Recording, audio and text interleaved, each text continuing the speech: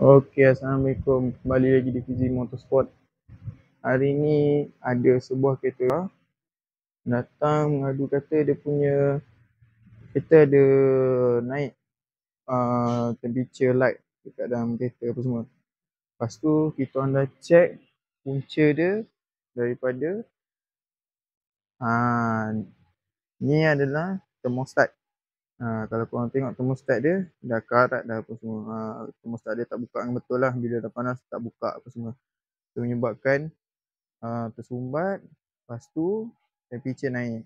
Lepas tu temperature kat dalam meter akan naik lah.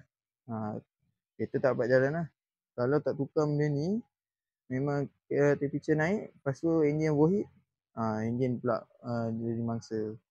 Okay, siapa-siapa ada masalah macam ni, nak check aircon, nak check bunyi, boleh datang kat Fiji Motorsport Sunway Ipoh. Terima.